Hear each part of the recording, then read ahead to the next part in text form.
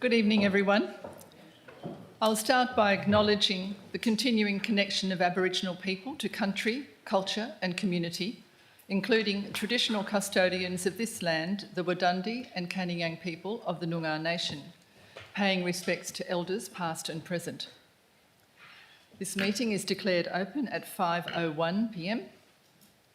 Welcome to those that are attending in the public gallery and those who may be participating via live stream. This meeting is being live streamed and digitally recorded in accordance with the Council Policy EMCP2. Members of the public are reminded that no other visual or audio recording of this meeting by any other means is allowed without the permission of the chairperson. Whilst every endeavour is made to only record those who are actively participating in the meeting, loud comments or noises may be picked up on the recording.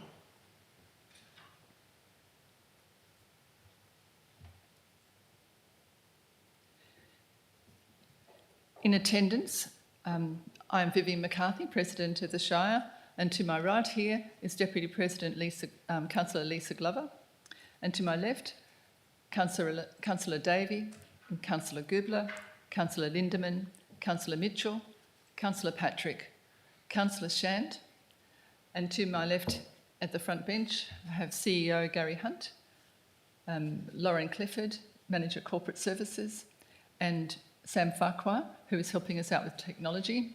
And to my right, we have Director of Operations, Roscoe Marshall. In the gallery, we have Manager of Finance Projects in Stuart Eaton. We have Manager Financial Services in Belinda Richards and Manager Development Services. Okay, Michelle Dennis. Thank you. One day I'll have it all in my head. We have apologies from Councillor Bailey for tonight's meeting. Item 4, Declaration of Interest.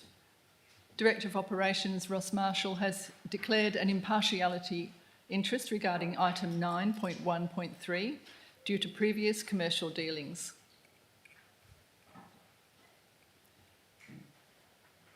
Into item 5, public question time.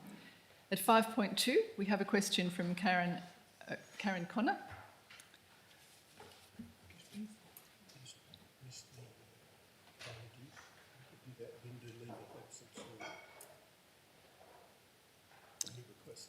Sorry. Just moving back for a second to item 2.2 and item 2.3. Approved leave of absence, we have none. And item 2.3, applications for leave of absence. And I neglected to ask if anyone has a request for a leave of absence. Thank you.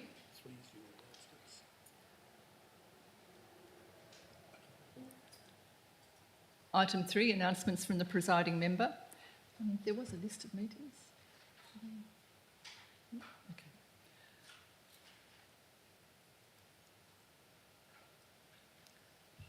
Item 4 we covered, and 5, public question time. 5.1, responses to previous public questions taken on notice, we have none. And then in 5.2, public question time, we have a question from Karen Connor. So thank you for your patience getting back to that point. Okay. Item 6, presentations. Would you like to ask a question?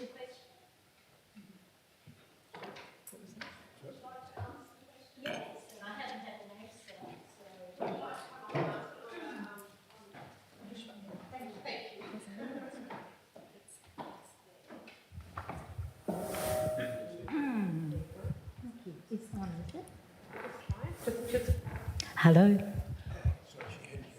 Karen, I'm sorry, we hadn't had... I haven't had any response, no. Okay. Ask away, Karen, and I'll read the response that we've got here. Okay, good evening. I'm Karen Connor from Bailing Up, And my question is relating to the draft local planning strategy for 2024, which relates to the proposed zoning changes for Baling Up.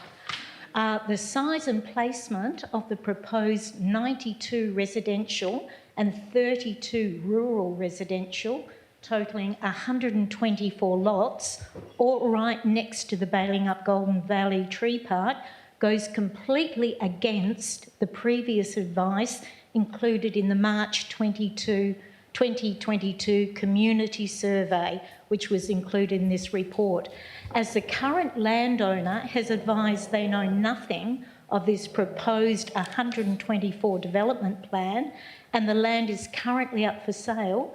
Can you please advise who proposed this rezoning to allow for this large development in Baling Up and the date it was presented to the Shire for consideration? Thank you, Karen. Thank you. My apologies, because I thought this had already been distributed. But the answer from the Shire is that the Shire's current town planning scheme identifies Lot 50, Southampton Road, and Lot 450, Old Padbury Road, Baling Up, as a development investigation area, DIA 15, with a land use expectation of residential with a coding of R25. As outlined in the current scheme, development investigation areas require comprehensive land use suitability, environmental, planning and service assessment, the formulation of a structure plan and rezoning prior to subdivision and development. The specific matters to be addressed in the structure plan for DIA 15 are as follows. Investigate land capability and suitability for low density residential development / subdivision, including provision of on-site buffer to adjoining agricultural land, lot sizes that support community interaction, pedestrian and vehicular movement systems that facilitate accessibility and integrate with the Baling Up town site, public open space provision, landscaping and vegetation plan, visual impact assessment, fire management measures, urban water management and development contributions. The proponent is required to undertake a view shed analysis at their cost to the satisfaction of the local government. Any proposed subdivision / development within DIA 15 shall not negatively impact upon the values of the Golden Valley Tree Park. The draft local planning strategy proposes to extend this existing investigation area to incorporate lots 600 South Western Highway, as well as lot 10 Old Padbury Road, creating a development node between the southern part of the town site to the Golden Valley Tree Park. Current Shire staff do not have the history of how this additional land was identified, but it is considered to logically flow from the town site area and provide opportunities for larger residential blocks as a transition from the town site into the rural area. The inclusion of this area enables consideration for subdivision and development, provided each of the matters to be considered are addressed. That is, it isn't as of right, and while an approximate lot yield has been nominated, it will be dependent upon the outcomes of the further investigations and studies. Any submissions regarding the proposed planning area M of the draft local planning strategy will be presented to Council for consideration as part of the next stage of this project. Shire staff will endeavour to make a time to meet with the Golden Valley Tree Park Committee to discuss this additional investigation area separately. That still didn't address my two main questions, was when it was proposed, because I believe this is already up to stage 3, where it's already gone up to Planning Commission, and this is up to now public comments. I'd like to know the date it went to the Shire and who proposed the development, as the landowner, who actually currently still owns the land, knows nothing about this proposal for their land. Thank you, Karen. CEO Hunt. Yeah, thank you for your question, very valid. Can I just add, in relation to the fact that the owner doesn't know, that is not necessarily unusual. When a scheme, strategy or amendment is made, particularly a strategy, then land can be incorporated by the overview taken and in addressing the issues raised by the state legislation as distinct from promoted or proposed by the owner. So that's not unusual in itself.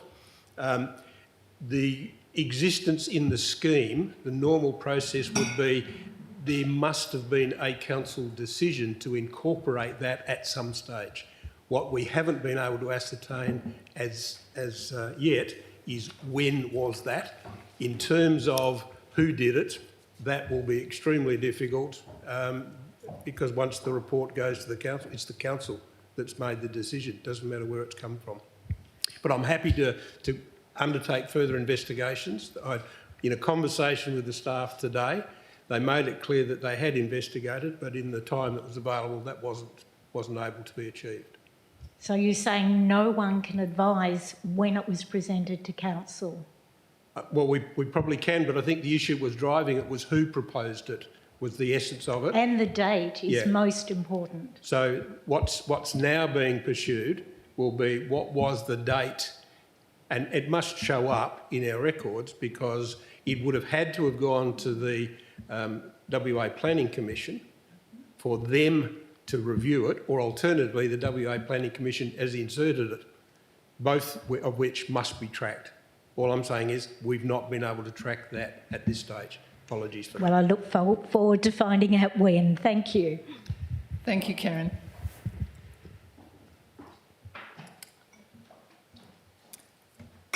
Are there any other questions from the gallery? Thank you. Item 6, presentations, and we have none. Item 6.1, petitions. Item 6.2, presentations. We have none.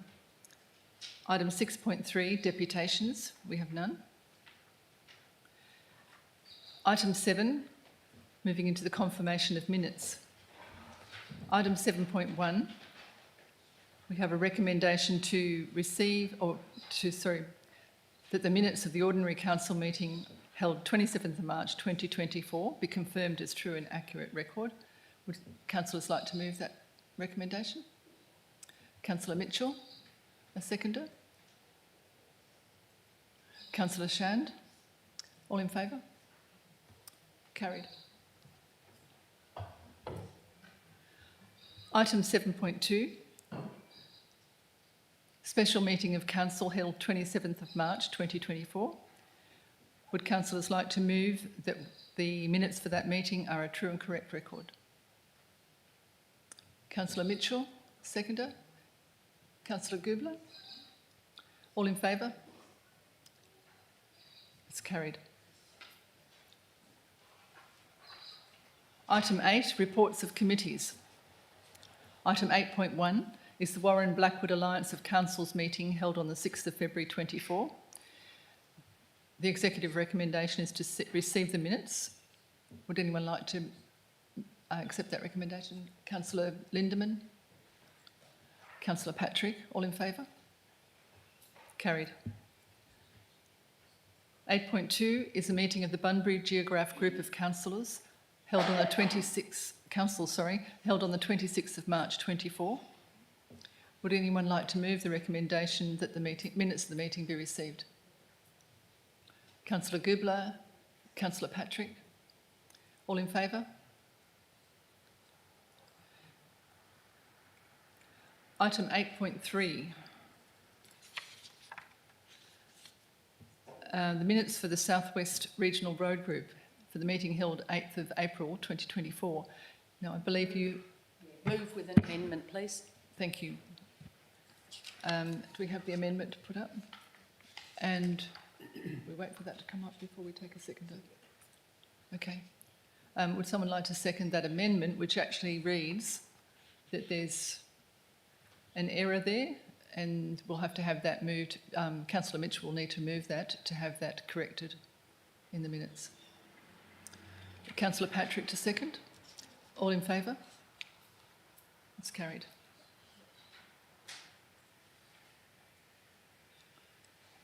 Item 9, 9.1, Director of Operations.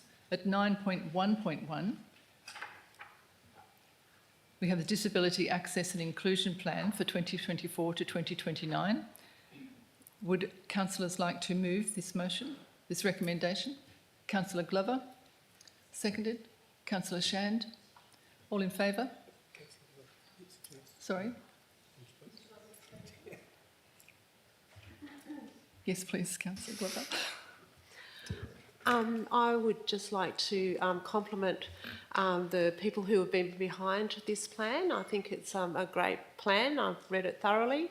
And one of the benefits was the committee or the consultation group that they've put together as well for further progress with regard to implementing the plan and to get some advice around that too. So well done to everyone who was involved. Thank you. Thank you, Councillor Glover. Seconder, would you like to speak to the motion? Ditto. Thank you. Would anyone else like to speak to the motion?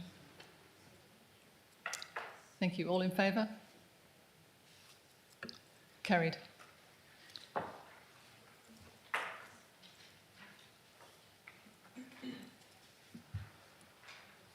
Item 9.1.2,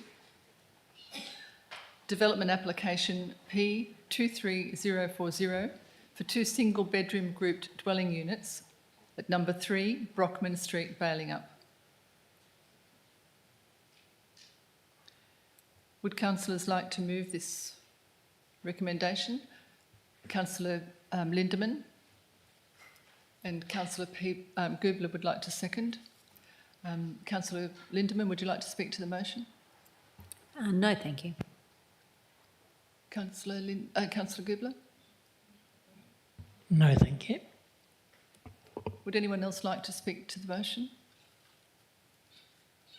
All in favour? Carried.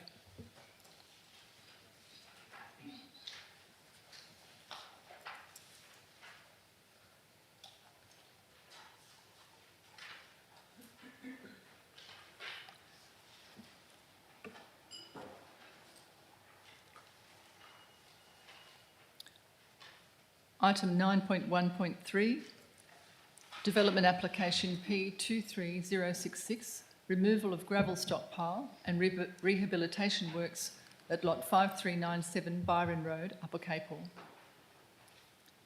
Would councillors like to move the recommendation? Councillor Patrick? I'd like to make an amendment to that.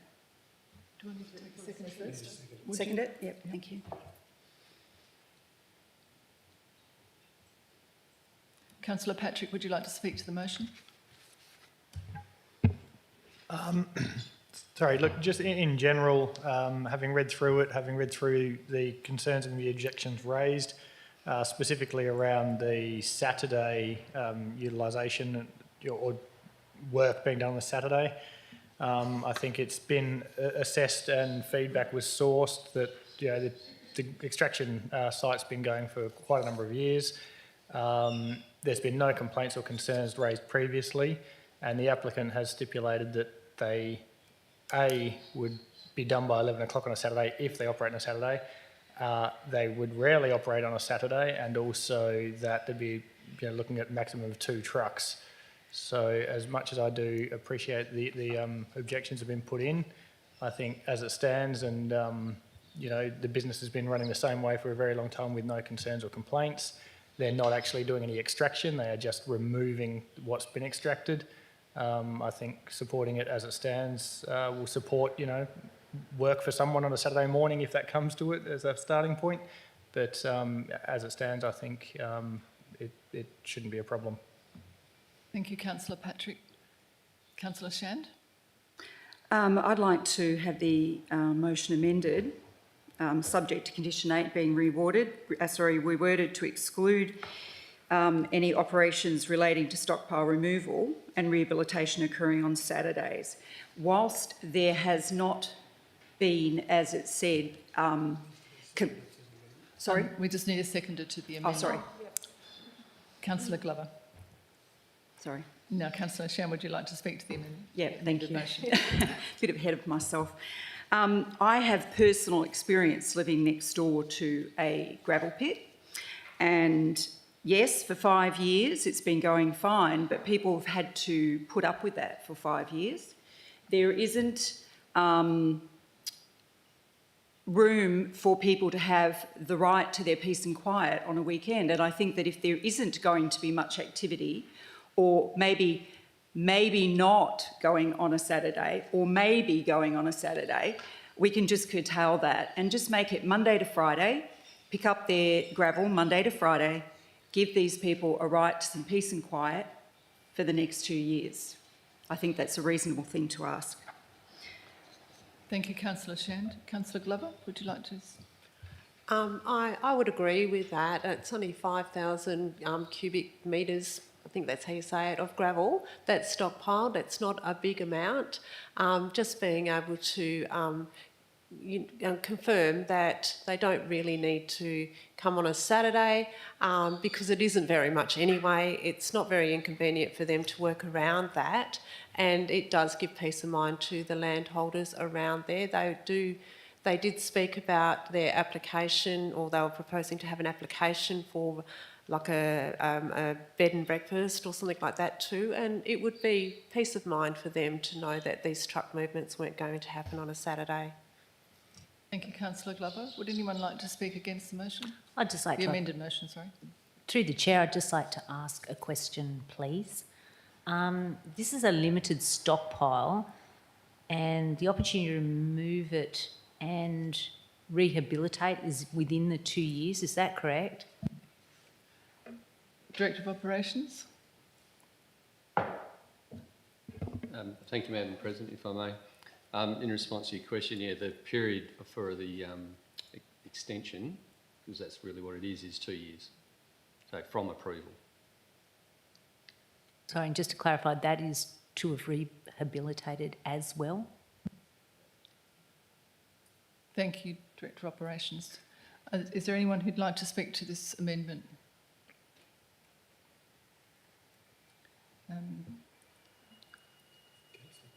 Councillor Mitchell. I'd like to speak against it. As much as I hear what Councillor Shan's saying, is that, for example, if they got rid of most of the stockpile at this time of the year and they wanted to get the rehabilitation done in time for winter, to get, for the winter rains for any tree plantings, etc., I would suggest that even if it was on a short, like it could well be a hard push to get it, do a bit of work on a Saturday so that they can get it rehabilitated before winter, get the winter rains, and that'll bring the whole process forward, rather than being that little bit late because they couldn't do it and then not rehabilitate over the winter. Thank you. Thank you, Councillor Mitchell. Would anyone else like to speak to the amended motion? I have a question, if you can bear with me. Director of Operations, does the haulage activity work every day through the week? Is this consistent? Is it? Thank you, Madam President. They have the opportunity to haul during the week consistently, yes, if that answers your question. So they can do it any day, Monday to Friday. But given that it's like 5,000 cubic metres is not a huge amount of gravel, as sort of Councillor Glover mentioned before. So even if they had 2 trucks in there a day, you could probably do the maths. It wouldn't take that long to clear that stockpile. So it's not going to be an extended period. And my second question, if you would bear with me, I don't understand this area very well, but would this impair the contractor if they weren't to operate on a Saturday? I guess that's, in my humble opinion, I don't think it would. No. I think they're a pretty, as I disclose, I do know of the contractor. I've had experience working with them in the past in a commercial relationship. They're very responsible, very considerate. So I don't think it would be an issue, but that's my personal opinion. Okay, thank you. Does anyone else like to speak to the amended motion? We'll put it to vote. Oh, right of reply. Sorry, Lisa. Councillor Shan, right of reply. Thanks. Through the chair to Roscoe, I agree. I think that they've made it clear that it's something that can be cleared up during the week, and I think that's when it should be done. And Councillor Glover? No, there's no right apply for the Oh. seconder. Only the mover. Thank you. Now we'll put it to vote. Those in favour of the amended motion?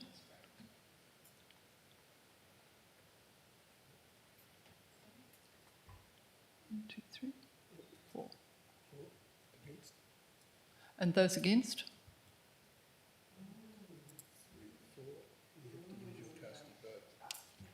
It goes the way that I was for a four. With the amended motion, Yes. you need to declare that first. Okay. My vote, my second vote will go to in favour of the amended motion. Which Now- carries. Now need to move the amended motion as the primary, it's a substantive motion. So that motion there now needs to be moved.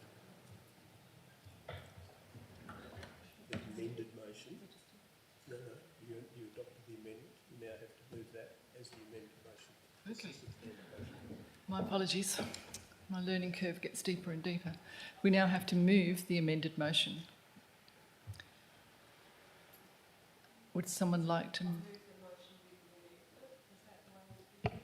No, you have a substantive motion, you amended it, right? That becomes the amended motion. That now has to be moved in case there's some other amendment or some other adjustment. So you've still got to formally move the amended motion as the substantive motion. Okay, would someone like to move the amended motion? Councillor Shand? Councillor Glover second. Would anyone like to speak to the motion? Councillor Shand, would you like to? I think it's pretty explanatory. Thank you. Okay, and Councillor Glover? I think that the landholders would be around this site would be really happy that it's going to be finalised and they've got an end date as well. So thank you. Thank you. Would anyone else like to speak to this motion? Okay. Those in favour? Thank you.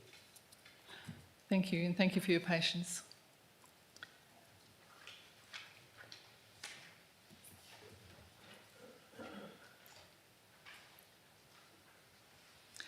Item 9.1.4 is the electors' motion 1 for the Harvest Ban SMS service. Would councillors like to move this motion? Councillor Shand moves. Councillor Glover second. Councillor Shand, would you like to speak to the motion? Yeah, I think that from it's people that I've spoken to within the Shire, this is well overdue. Thank you. Councillor Glover? That's exactly right. I think there's been numerous people asking for these sorts of things to happen with my contractors in particular. And I think that there could also be room for further application of this service too. So I'm very much in favour of this. Would anyone else like to speak to the motion? Councillor Lindemann? I'd just like to ask a question, please. Thank you. Thank you. Through the chair, I just wanted to ask, you mentioned that it's in use in other shires. I just wanted to see how you ensure it's valid, that it's a valid SMS. So there's a lot of scams, there's a lot of things that come to people's phones. People aren't always aware. Links may be there, they may be fraudulent, etc. I just wonder whether you have to educate people that there'll be no links there, or I suppose I just want a bit more information on how you protect the user. Thank you, Councillor Lindemann. Director of Operations? Thank you, Madam President. If I may, in response to your question, we will be putting together a policy and a procedure. I think it's actually quite a good reminder that we won't put links in there. So if we keep it link-free, that would be maybe a suggestion of how we could manage that. We also we need everyone to register. Like, it's not going to be a system that is a blast out to all. It'll be registered. We'll capture that information and manage that under our privacy policy. So we'll educate people on what those messages will look like too. So we can make that part of the procedure, I think. Okay, thank you. Thank you, Director of Operations. Would anyone else like to speak to the recommendation?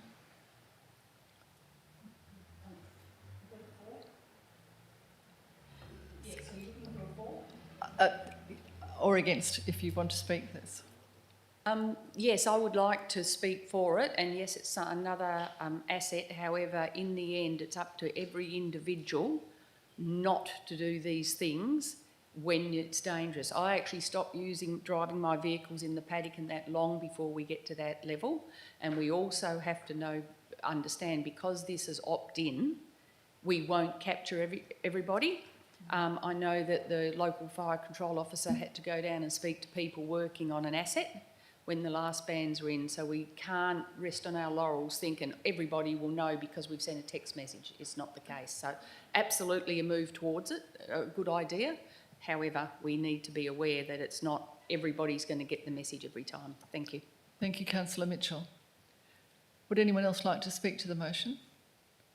Councillor Shan, would you like right of reply? Yes, I actually agree with that, and I think that there has to be more education around this. Yeah. Thank you, Councillor Shand. With that, would we like to put it to vote? Those in favour? It's carried.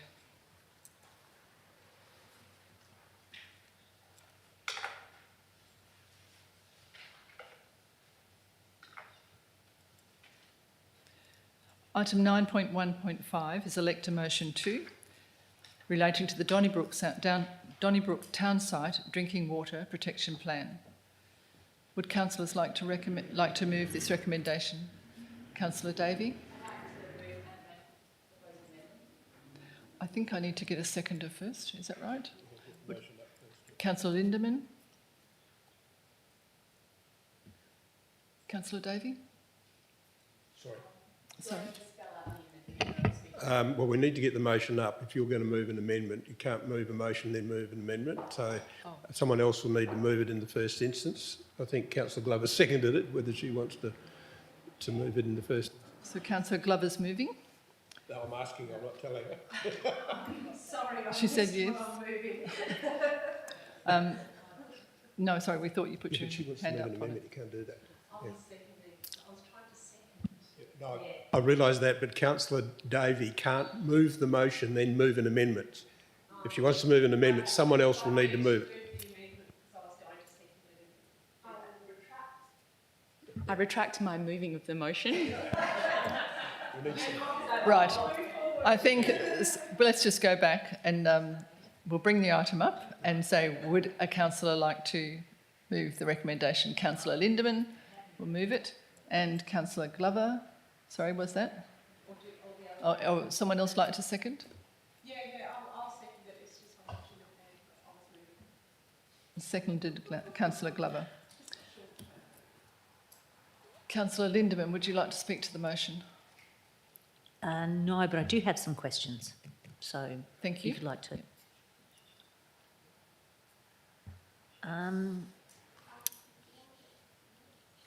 Okay. Okay. One of them was Donnybrook's Mediterranean climate. They talk about 985 mils of rain.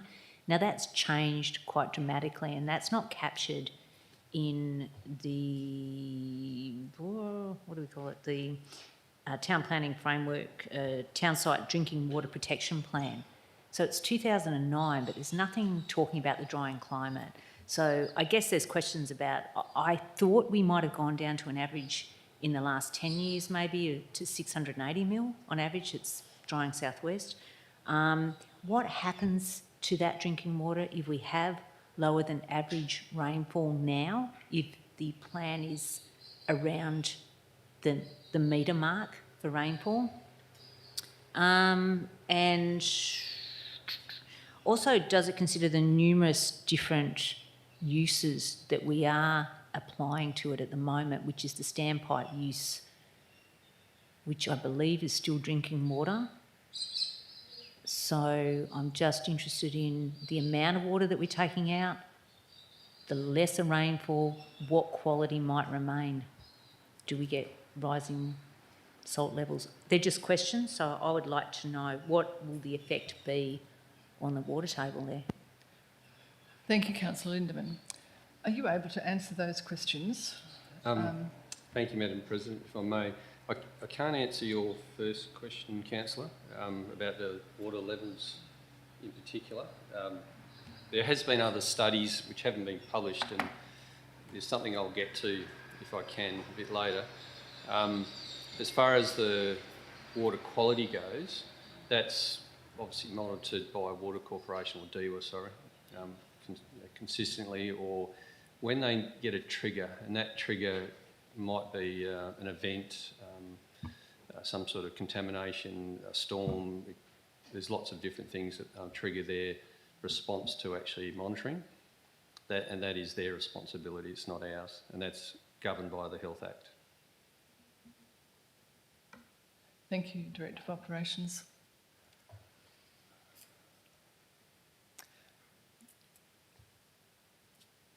Councillor Glover, would you like to speak to the motion? I have something a little bit more like-minded in the fact that the report was completed in 2009.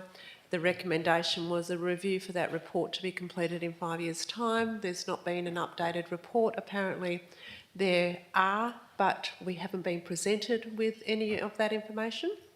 I do have concerns about pollution going into the nearby areas where the bores are, and I just feel that the report being so dated without a review, with so much more industry, so many more people, so much more different industry around that industrial area, with waters going into the Noni Cup Creek right near where that bore is. It does really concern me that it hasn't been followed through with what the Water Corp have suggested, and I understand that it's up to them to do it, but I also feel as a local government and residents here, people who are drinking the water, that we need to do what we can to advocate to have clean water or monitored water in our area as well. So my concerns are around the dated research and reports about it, and nothing being renewed so far. Thank you, Councillor Glover. Would anyone else like to speak to the recommendation?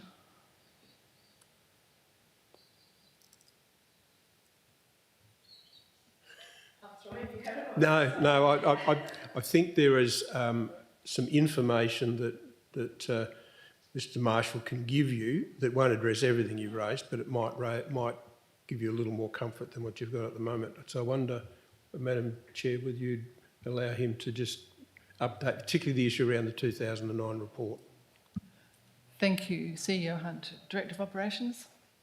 Thank you, Madam President. We did seek some further advice from DEWA, and you may see, or may be able to see, there's an update in the report, and in particular, I'll read the summary that's in the report because I think it's quite important. There's quite a substantial response from DEWA, which is a couple of pages, which I can happy to share with Council after. The summary of this couple of pages is on page 43, if that's still current in what's on the screen. But I'll read that out for the public record. So we made further inquiries, which we noted before. What we didn't expand on is the responses we got, which is as follows.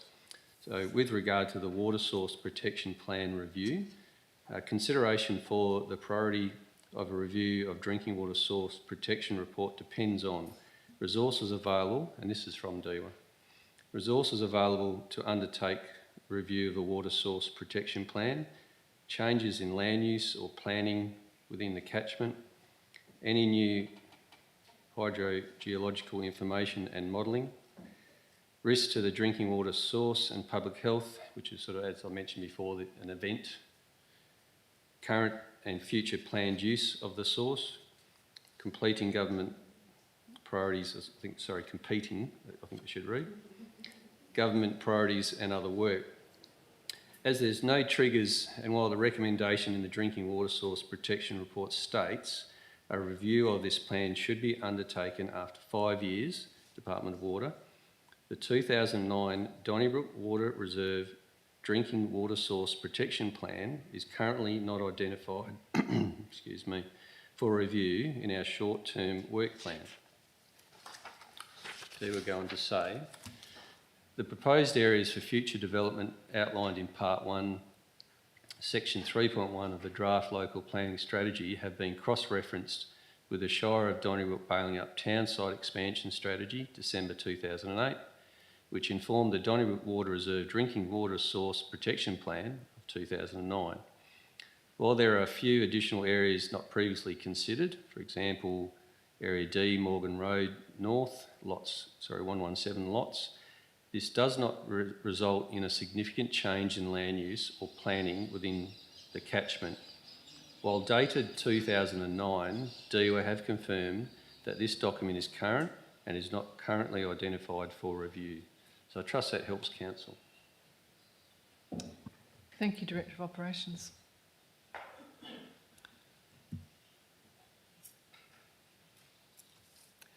Councillor Davey. When can I speak to my amendment? Now, you can go. Great. So thank you for the additional detail from DWAR. I would like to propose an additional point. So point 4, being that Council request DWAR and Water Corp provide a town hall style meeting to educate and allay public concern regarding security and quality of drinking water. Thank you, Councillor Davey. Shall I give additional context? We just need a second, please. Councillor Patrick. Second. Can we just ask Councillor Davey to read that again very slowly, please, so Sam can get it on the screen for everyone? Council request DWER and Water Corp provide a town hall style meeting to educate and allay public concern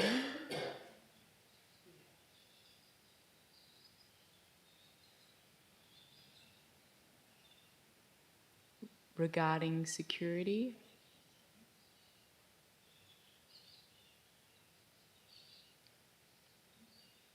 and quality of drinking water.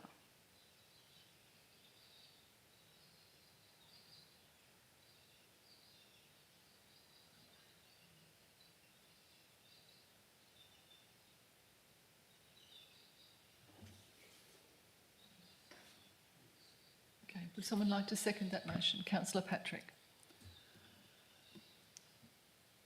No, Councillor Davey, would you like to speak to the motion? Yeah, so given some of the comments that have already been made around the table, there's probably going to be lingering concern whether the triggers that are in the plan from 2009 are still relevant and appropriate given the reduction in rainfall, and also what the changes have been in quality and what the implications of these changes are, how far away they are from the triggers. I feel like there are so many small questions that individuals approaching these departments, they're not all going to be getting the whole story, and we're going to have this lingering doubt in the community. Given that we're in a drought at the moment, you can understand why people will have concerns regarding water security. And even from speaking to you, Roscoe, I came away confused as to what our alternative supplies would be if we hit those triggers, and it would be great to hear from Water Corp around what the additional cost of supply would be should we need to change bore fields down the track. Things we may need to consider with our future planning. Thank you, Councillor Davey. Councillor Patrick. Yeah, look, so I absolutely agree with the amendment. I think what we as the council are doing are noting that the planning scheme contains provisions and that the planning strategy contains provisions. I don't think there's any question or doubt that the report itself is dated, and I'm not sure that it necessarily would be deemed as current. I definitely personally have concerns around some of the triggers not being potentially triggered, particularly around current uses of the water, knowing that Taliesin are filling water trucks up down here from the standpipes. To me, there's potentially significant additional uses that aren't identified, and therefore, you know, the triggers aren't being triggered. And also knowing that in Balingup, our water source has actually been moved, and we're getting it from, I think it's out Nannup Way. As a result, you know, our water is brackish and not clean and clear. It has been confirmed from the Water Corp that it's perfectly fine. However, you know, that's the sort of thing that would put concerns to people if they're seeing that water coming through their taps and sinks, and, you know, it's not this crystal clear drinking water. See, you Donnybrook people, you're so lucky. So yes, no, definitely support that amendment and have that opportunity to have Water Corp come down and talk. Thanks. Thank you, Councillor Patrick. Would anyone else like to speak to the amended motion? Councillor Glover? I agree with the idea for that too, because educating is the best way forward for any of these things about, you know, water use, but also about what goes into our waterways and our creeks. I think I agree with what Councillor Patrick said about the triggers that would or should result in a further report. And what's not taken into account is the additional industrial work that's being carried out along Collins Street. There are a lot more truck movements there. There's a lot of truck washing. There's a lot more different activities happening there than what it was back in 2009. So I get that that's no further developments, but there's a lot more work in that industrial area that's carrying out, and that water is often either directly or indirectly, or however it gets there, is ending up in the Noni Cup Creek, down that creekway, which is very, very close to where that bore is as well. So I think that although, yes, there's no additional infrastructure there or anything else, it's the work that's going on there at the moment is, I don't know, I wouldn't even put a guess, but it's more than 100% more than what it was back in 2009. So that should be a trigger in itself to be asking questions to DEWA. Thank you, Councillor Glover. Councillor Lindeman? Yes, thanks. I agree. I think the problem is it is our job as councillors to look as a whole for what the best and benefits are for the community, and it doesn't anywhere state what those risks or triggers are, and yet I see risks and triggers everywhere. Is it only my view, or is it other people's view? You know, drying climate, overuse, salinity, etc. Those things are triggers to me, and nothing's changed. So I think it is important that they come and talk, but it has to be further than that. It has to be public concern asking those questions, and some sort of action or change taking place to ensure that it's going to be okay. Thank you, Councillor Lindeman. Would anyone else like to speak to the motion? I'll come back to write a reply.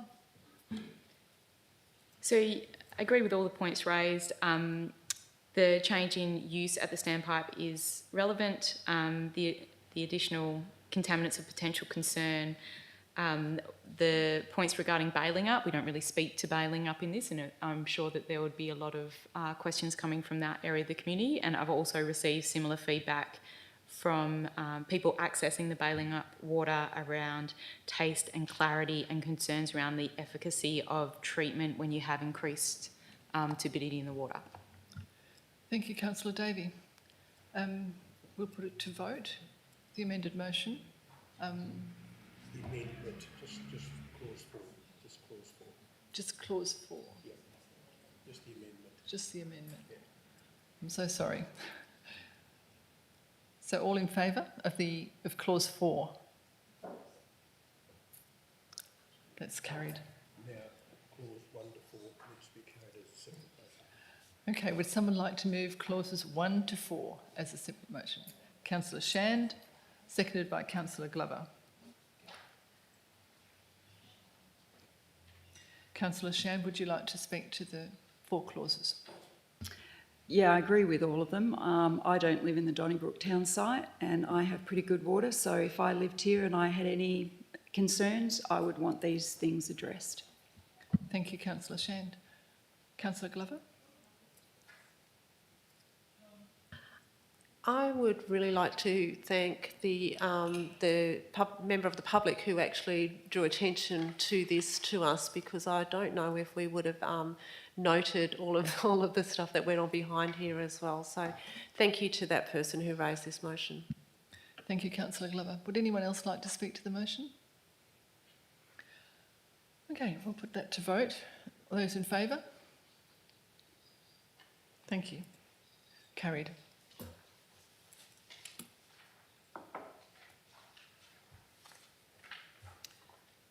That takes us to item 9.1.6, the elector motion 3 for recreational water testing. Would councillors like to move this motion, this recommendation? Councillor Davey, and seconded by Councillor Shand.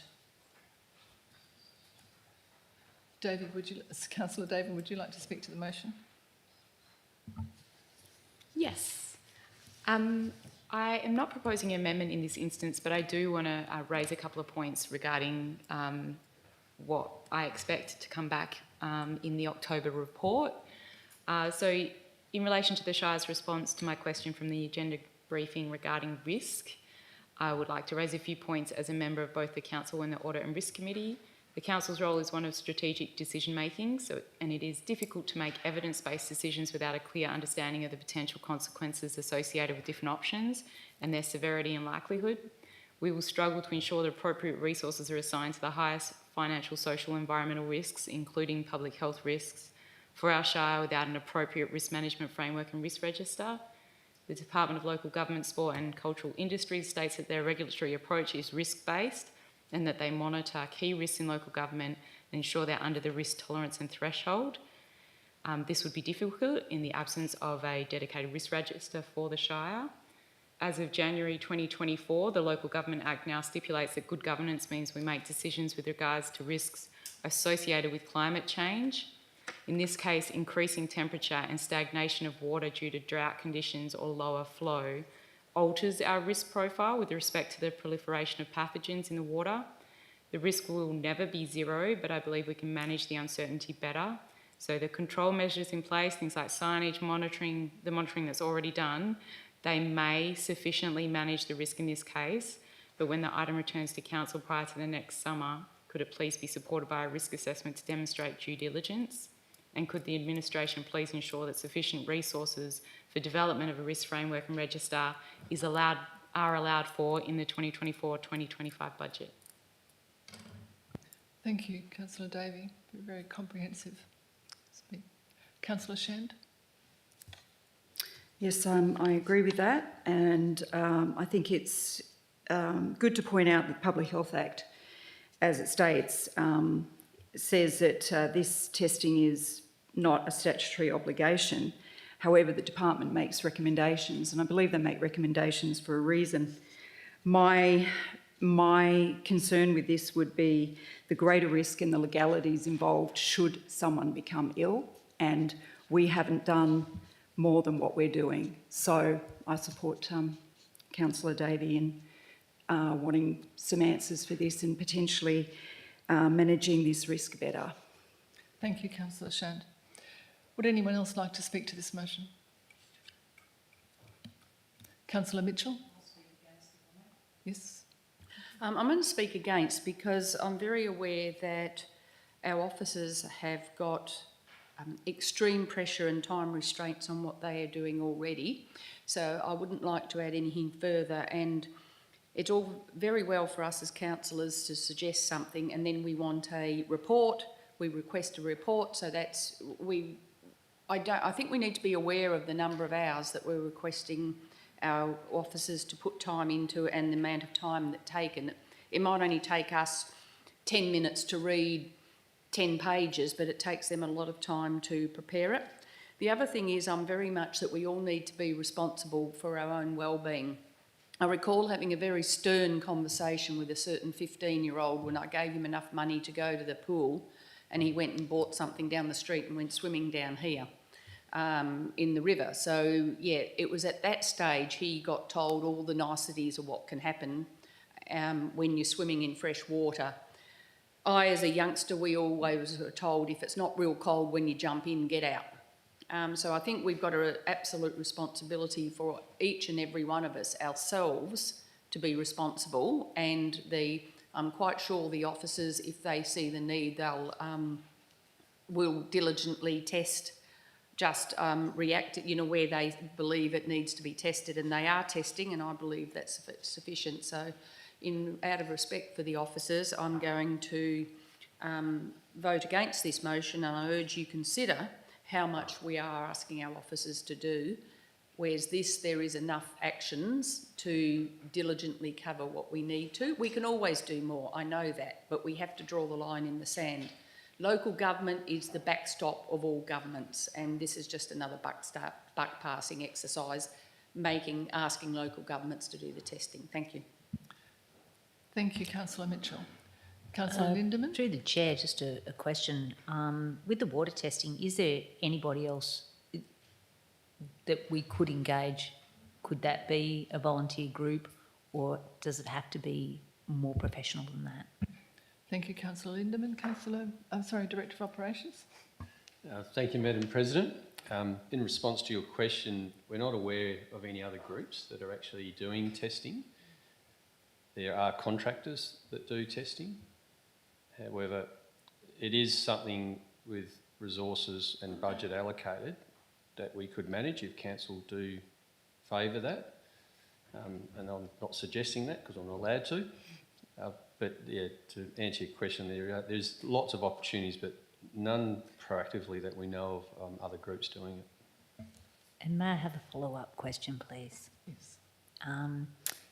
Could it be possible that we nominate perhaps only 2 waterways that we test, that's advertised, and those 2 waterways are tested regularly and people know, and the rest are left? Is that a possibility? Thank you, Councillor Lindemann. Director of Operations. Thank you, Madam President. In response to your question, I think that's part of what we could come back to you in October with a bit of a schedule, a plan, some logic that could include, say, signage, just thinking aloud when this area was last tested, something along those lines, if that sort of would tick the box. Thank you. That would be where I'd be heading. There has been water sports and actual competitions run by the Shire in that waterway at Glenmervyn, so it is a good water source and an absolute opportunity for ecotourism for that area. So just a thought, but thank you. Thank you, Councillor Lindemann. Councillor Patrick. Yeah, thank you. Yeah, I just want to talk, in support of the motion. Essentially what we're being asked is that the council acknowledges or notes that the Shire currently undertakes informal recreational water monitoring, and they do so at quite a number of sites. But more so, point 2, request the CEO to further explore opportunities to participate in recreational water and monitoring program consistent with the Department of Health guidelines. So from my perspective, it's really around that gap analysis to see, are we currently, what we're doing, is it meeting the Department of Health guidelines? If not, I think that's the bare minimum we should be aiming towards. And so therefore I think that this should be supported, if for nothing else, but to have that gap analysis done about what we're currently doing and what the minimum requirements for Department of Health is. Thanks. Thank you, Councillor Patrick. Councillor Glover. Through the chair, my question is to you, Mr. Marshall. What is involved in water testing? I've worked up at the rec centre and I did see the water testing that happened there. Is it something similar? Is it a sample and then it gets sent off for analysis? Is that what water testing involves? Director of Operations. Madam President, if I may, it is a pretty simple process and can be done with oversight rather than sort of experts doing it. It's more the geographical locations of all these points that we've been suggested. So if you put someone in a car and allow them reasonable breaks, it's probably days driving. I know when I drove around the Shire one day, I think I got about halfway around and that was 4 hours. So it's more just that allocation.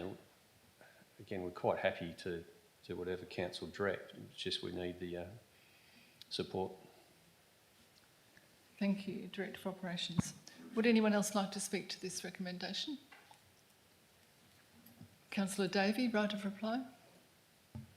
Yeah, just to say that the monitoring we're doing may in fact be enough. We may decide it's sufficient, but I think that we've identified a systemic issue where we can't effectively prioritise where we allocate our people, our resources, our funding, and in this case our monitoring efforts, because we don't have a risk assessment to back it up. Thank you. We'll put this to vote. Those in favour of the recommendation? Carried. Oh, sorry, Councillor Mitchell. Thank you.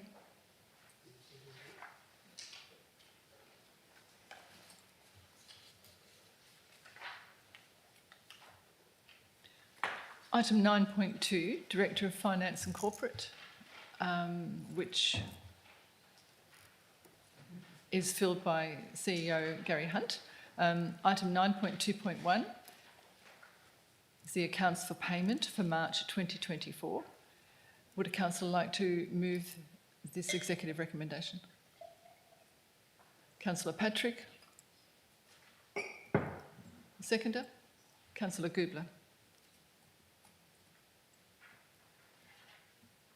Would you like to speak to this, Councillor Patrick? Would anyone else like to speak to the motion? All in favour?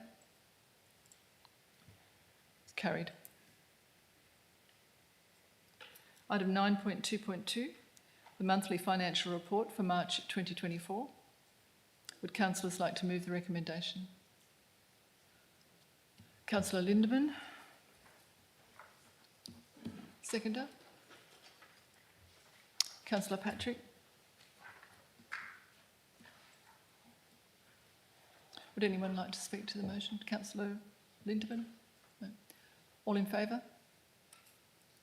Carried.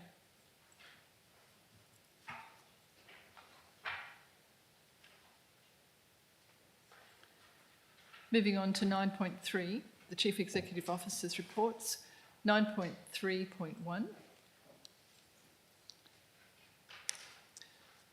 Council Plan Biennial Progress Report for July to December 2023. Would councillors like to move the executive recommendation? Councillor Lindeman. Seconder?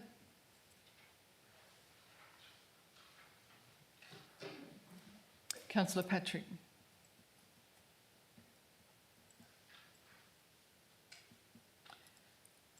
Councillor Lindeman, would you like to speak to the motion? Councillor Patrick? No.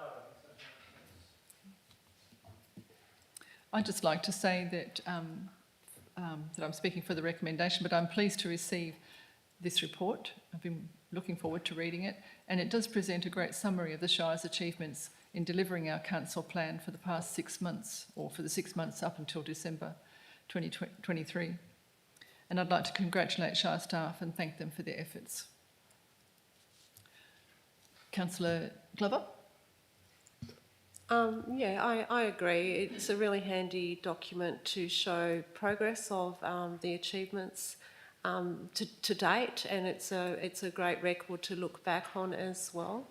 What I did note when I was looking at the budget review recently was that there were some links from the budget to the council plan. And I think that that's really relevant and really good, because it starts to look towards a corporate plan as well.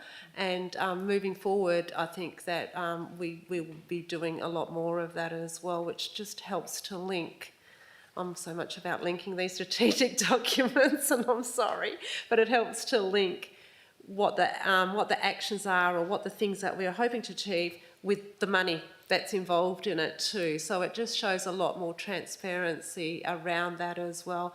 And initially the council plan lacked that, but now we seem to be looking more towards that as well. So hopefully that can continue to improve. But yes, thank you to everyone who's done the work to put into achieving the outcomes of this plan. It was a big plan, and yeah, very vague sort of plan too, to try to meet the actual achievements. So thank you. Thank you, Councillor Glover. Would anyone else like to speak to this recommendation? We'll put it to vote. All those in favour? Carried.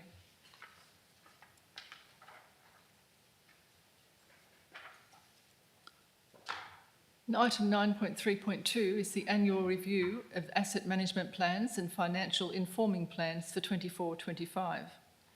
Would councillors like to speak to, would councillor like to move this recommendation? Councillor Patrick? Who would like to second this motion? Councillor Glover? Councillor Patrick, would you like to speak to the motion? Yeah, thank you. So obviously what we're doing here is we're noting it and request the CEO to use these plans to inform the long-term financial plan and the budget. So I'd like to thank the administration for putting this together.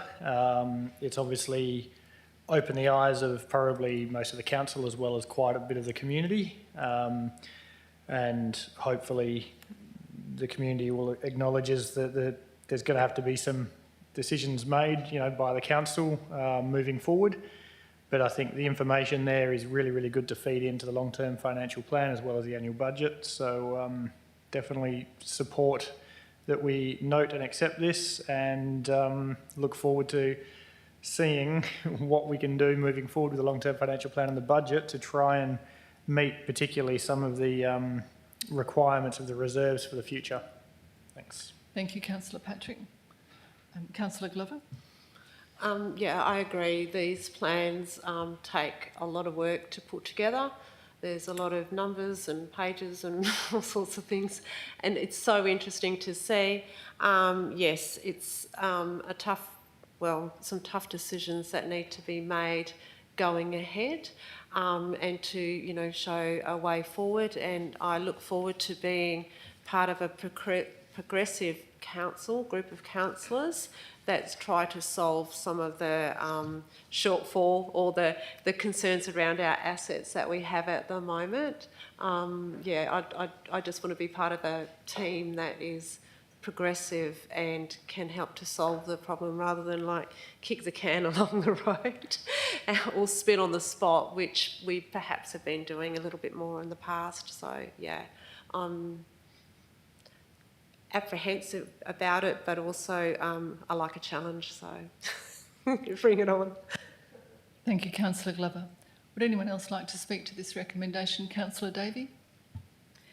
Yes, just that the information that has been presented to us obviously paints a bit of a picture that we need to initiate an asset rationalisation process.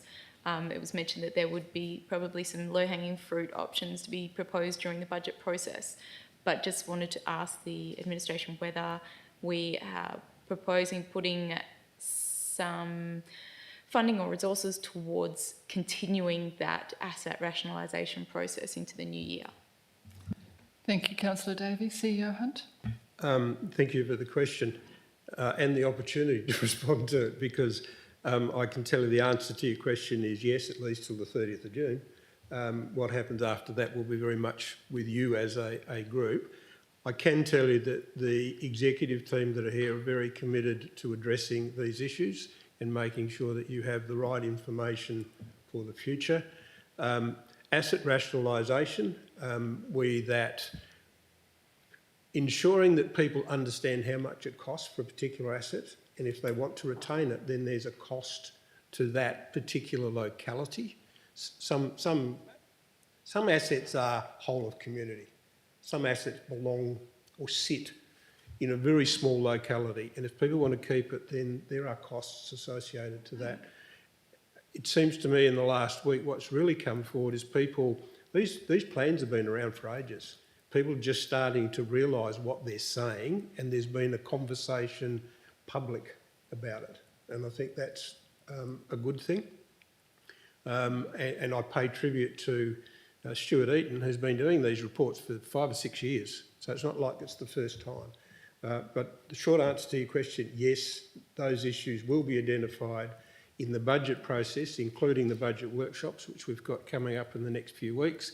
We'll be identifying, here's the site, here's its value, here's what it would cost to fix it up. Hard decision. What do we need to do with it? And the same's to be said for services as well. Are we just doing the same old because that's what we've always done? Or is it a specific service the community really wants? And that's where you come in as the policy makers and the service delivery expertise. Thank you, CEO Hunt. Councillor Shand. Yeah, thank you for these documents and that we've been asking for, and it's a bit of a tough pill to swallow, some of it, but I do believe that asset optimisation should be one of our top priorities. Thank you, Councillor Shand. Would anyone else like to speak to the motion? You've already spoken, Can I Councillor ask a Glover? question, Okay. please? I guess it's just for my clarity, because I can't understand it on this actual report. Have we got the loan for VC Mitchell Park? Because some parts it says yes and some parts it doesn't say, and I'm just confused with that too. Thank you, Councillor Glover. CEO Thank you. Hunt. Yeah, just to clarify, yes, we have the loan. It's drawn down. And what the plan shows is the drawdown, the anticipated drawdown of the money over the successive financial years. And that's where people get confused.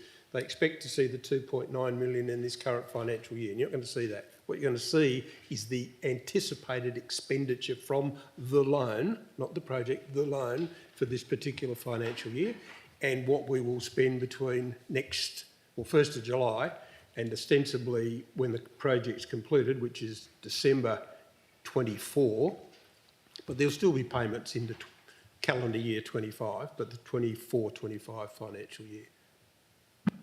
Thank you, CEO Hunt.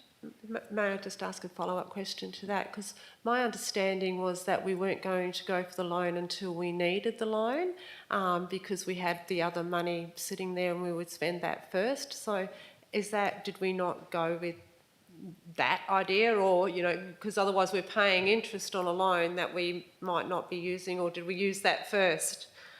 Just seeking Thank clarity you. around that. Thank you, No, Councillor Glover. Councillor, no, we're not using the loan first. Part of the deal is if you don't draw the loan down, then you've got to constantly reapply for the loan. And we have a contract in place that says we're going to spend so much with the contractor. So the risk is if you didn't, and all of a sudden the circumstance changed, if you didn't have that money, you'd be in default, and then that would have been a big issue. I can assure you, because I'm now signing all of the investments, that's almost a daily activity here. Surplus monies are invested, and we're getting good interest rates. So the interest we're paying on the loan while we draw it all down is being offset by the investment income. So it's not a straight dead money interest payment. Thank you, CEO Hunt. Anyone else like to comment? I have a comment. I believe the 24-25 asset management plans, the reserve fund plan, the borrowing plan and the ratings objective strategy serve as our informing strategies, and they play a crucial role in helping councillors understand the decisions we are facing. I'm grateful to both Manager Financial Projects and Stuart Eaton and to CEO Hunt for their judgment and their discernment in highlighting these funding gaps and for preparing councillors for the decisions we're about to face. With this clarity, we can continue to work through a series of our budget workshops in May and June and understand more readily the long-term financial plan when it's presented to us. I would now like to encourage our community, our councillors and our SHAR executive to each play a role in working together to identify the opportunities that we can see to close the gap and to ensure the continuity in the level of amenity that we are enjoying for us and also for future generations. So we'll put this recommendation to vote. Oh, sorry, right of reply to Councillor Patrick, you're fine. We'll put that to vote. All in favour of the recommendation? Carried.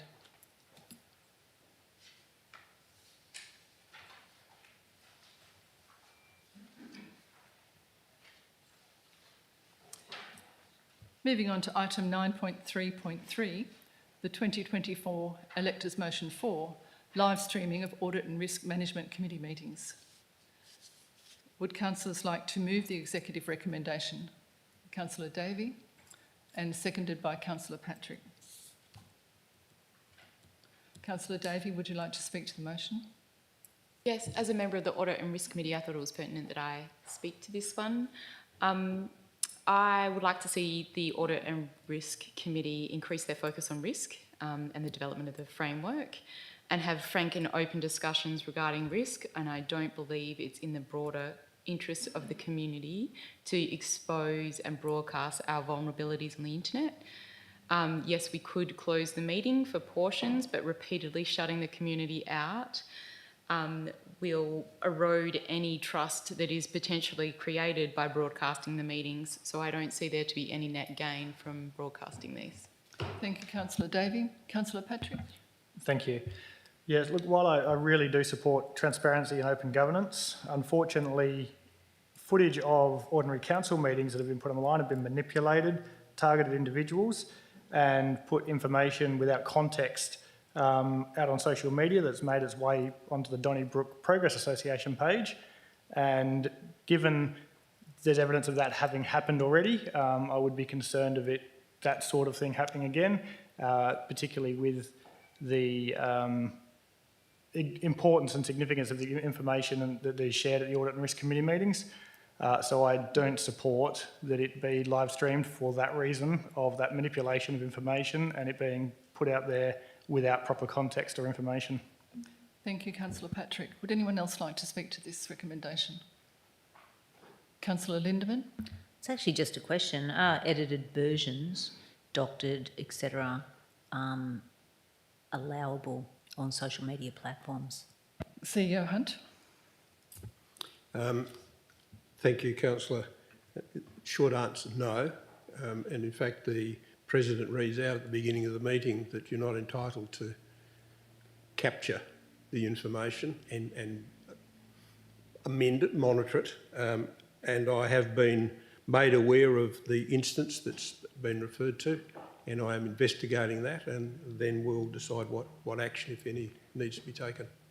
Can I also ask, when you say what action, I guess that probably answers it, but is it an offence, so to speak? I believe it may be, and I say believe because I haven't done the detailed assessment yet, but first review, it caused me concern. Thank you, CEO Hunt. Would anyone else like to speak to the motion? Councillor Glover? I would like to speak against the motion. I'm of the similar view that transparency is very important. I think that our community do need to see that we are working to mitigate risk at the way we are through the Audit and Risk Management meeting.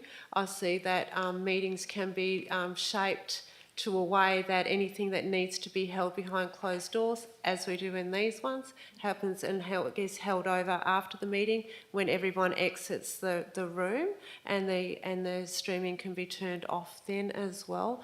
I don't see it as a risk if it's believed that it's illegal to be producing or reproducing YouTube videos.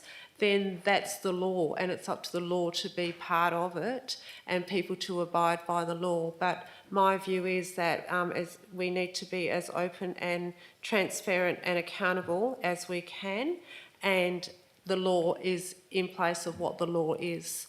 And I just don't believe that we do it here. We have confidential items that come up here as well. We ask people to leave, we close the door, we hold those items there. So I'm speaking against this motion because I'd like to see the Audit and Risk Management meetings live streamed because I can't attend. Thank you, Councillor Glover. I'd also like to speak for the motion. I'm in favour of the recommendation not to support it because committee meetings do not make decisions other than to present recommendations to Council for a decision to be made. I also believe that discussions at an Audit and Risk meeting are often sensitive and couched in uncertainty. And for these reasons, people discussing this uncertainty may be left with a broad screen, with a projected live stream, will be left with their own legal uncertainty. I also think that we have experienced significant misunderstanding of our financial statements, and we spend a lot of time trying to offset misconception about accounting terms, even accounting descriptions, accounting code descriptions. These things that are not easily understood can be heard on a live stream with no opportunity to get the clarity, and instantly we've got another misunderstanding to look after and to offset in the community. It has taken a lot of time, and it's been quite consistent. And finally, Audit and Risk Committee members require confidence that our discussions can flow freely and without the fear of being chastised by the community. There are times also that in an Audit and Risk Committee where I have had to discuss fraud or suspected fraud and not known whether the person or the systemic behaviours that were happening were, how we were going to go about discovering that. And that was a discussion at an Audit and Risk Committee meeting. As soon as you go behind close, it's just going to stop the flow of conversation. And in my experience, that is counterproductive to the purpose of audit and risk. Thank you. Anyone else like to speak to this motion? Councillor Shand. It is open to the public, correct? Yes, So they can come along. If they have that much of an interest, they can come along. they can. Any further comments to the motion? We'll put that motion to vote. Councillor Davies' right of reply. Yes, just to say that I've heard the concerns around transparency, and when I first came into the role, I thought that I would be for this, but now I understand more about what the committee does and what I would like it to do. I think that broadcasting that on the internet may hamper that. And I would just like to encourage and also we have independent members from the community on our Audit and Risk Committee, and encourage people with an interest, particularly those with an accounting background, to help bolster the team in the future. Thank you, Councillor Davey. We'll put this to vote. All those in favour? And those against? Carried.